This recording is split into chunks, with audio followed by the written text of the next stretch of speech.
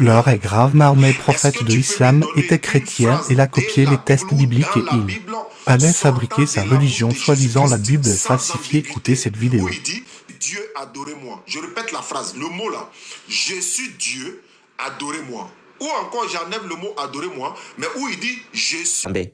J'espère que tu as déjà attaché la ceinture parce que ça décolle ici. C'est ici que je prouve que Mohamed est un chrétien. Était un chrétien, Mohamed. Il était chrétien. Mais c'est comme aujourd'hui, il y a plusieurs chrétiens. Il y a ceux qu'on va appeler les témoins de Jéhovah, les catholiques, les protestants, les nazaréens, les évangéliques, les ceci. Lui, il a créé sa part de chrétien. Lui là, c'était un chrétien. Et je te le prouve ici tout de suite, rien qu'avec cette lecture-là. Écoute bien maintenant. Attendez, il y a du monde là. Voilà, je fais monter rapidement. Voilà. Donc, je commence ici. Écoute bien maintenant, Yazambé.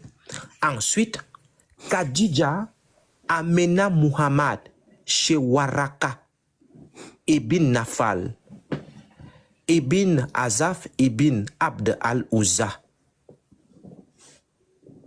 Cet homme qui était le cousin paternel de Khadija avait embrassé le christianisme. La question à ma sœur Yazambé, quand quelqu'un embrasse le christianisme, il a accepté qui? Jésus, hein? Merci beaucoup ma sœur. Autant anté-pré-islamique. Maintenant, on continue. Il, c'est-à-dire Waraka, savait tracer les caractères hébraïques et avait copié en hébreu toute la partie de l'évangile. L'évangile de qui? La sœur Yazambé. Après les Écritures que tout le monde regarde là actuellement, il y a marqué l'évangile de Jésus, puisqu'en haut, il y a christianisme. Merci beaucoup. Il avait donc copié la partie de l'évangile que Dieu, le Dieu là, il est mis pour qui? Le Dieu de l'évangile.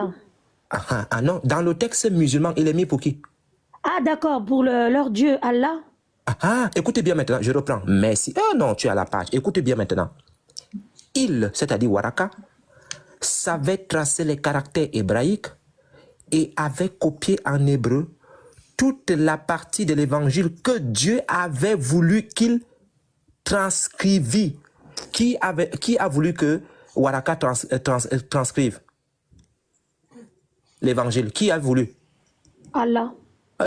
Allah subhanahu wa ta'ala. Allah subhanahu wa ta'ala. C'est-à-dire